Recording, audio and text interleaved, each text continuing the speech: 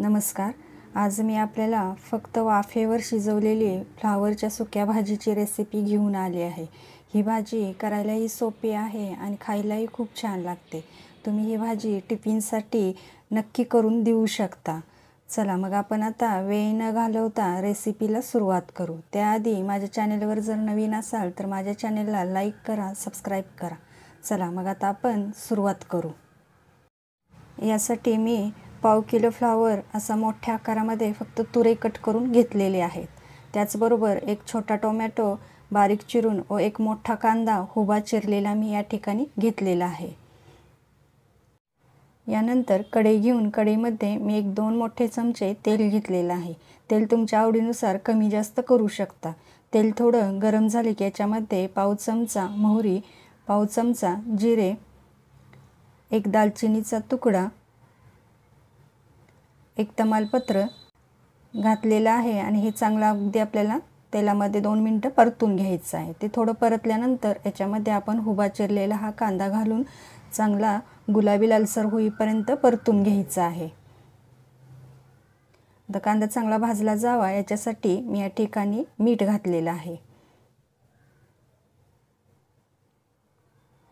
हे पहा, कांदा अगदी छान भाजत आला आहे, रंगही बदलत आला आहे. असं थोडासा लालसर गुलाबी झाला की याच्यामध्ये आपण हा चिरलेला टोमॅटो घालून घेऊ. आपल्याला टोमॅटोही ह्या कांद्यासोबत अगदी छान असा परतून घ्यायचा आहे. आता हा टोमॅटोही तेलामध्ये छान असा भाजला गेला आहे. यानंतर मी याच्यामध्ये 1 चमचा आलं लसूण पेस्ट घालून घेत आहे. आपल्याला ही पेस्ट ही छान असे वास येईपर्यंत परतून घ्यायची आहे.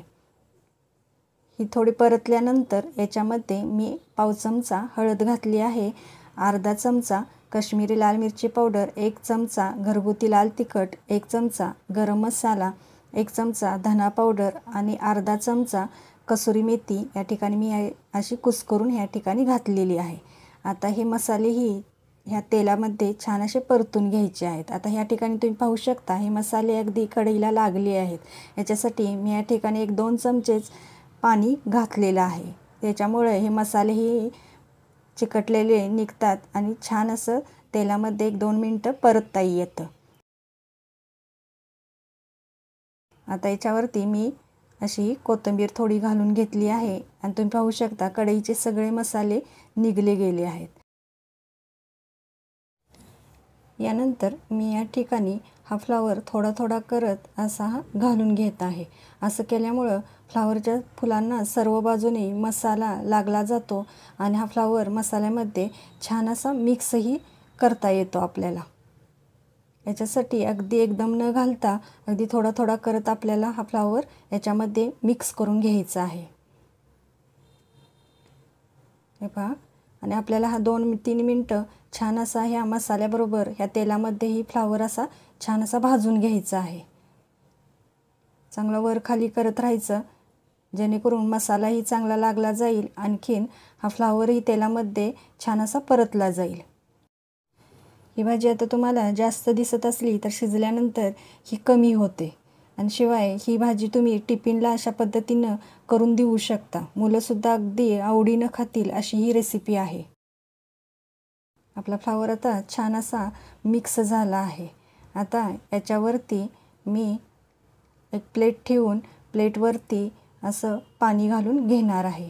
असं केल्यामुळं आपला फ्लावर वाफेवरती शिजलाही जातो आणि कढईला खाली लागतही नाही. 10 मिनिटासाठी मी ही प्लेट ठेवली होती, पण मी अधूनमधून 1-2-3 वेळा असं या पद्धतीनं हा फ्लावर हलवून घेतला होता. आता आपली भाजी जवळपास तयार झाली आहे, पण एकदा आपण चेक करून घेऊ फ्लावर आपला शिजला आहे का ते पाहून घेऊ. हे पहा, छान असा शिजला गेला आहे आणि अगदी वाफेवरती हा शिजला आहे. याच्यामध्ये अगदी वरूनसुद्धा पाणी शिंपडलंसुद्धा नव्हतं, तुम्ही पाहू शकता. आणि असा छान शिजलाही जातो अगदी सहज. आता वरून थोडीशी मी कोथिंबीर घातली आहे आणि आपली भाजी आता तयार झाली आहे. तुम्ही एकदा नक्की करून पहा, ही भाजी खायला खरंच खूप छान लागते. आता आपण एका सर्विंग बाउलमध्ये ही काढून घेऊ. तुम्हाला माझी ही रेसिपी कशी वाटली कमेंट करून नक्की सांगा. माझ्या चॅनेलला लाईक करा, सबस्क्राईब करा, आपल्या माणसांसोबत हा व्हिडिओ शेअर करा, बेल आयकॉनला क्लिक करा व माझ्या ह्या नवीन परिवाराचा भाग व्हा. धन्यवाद.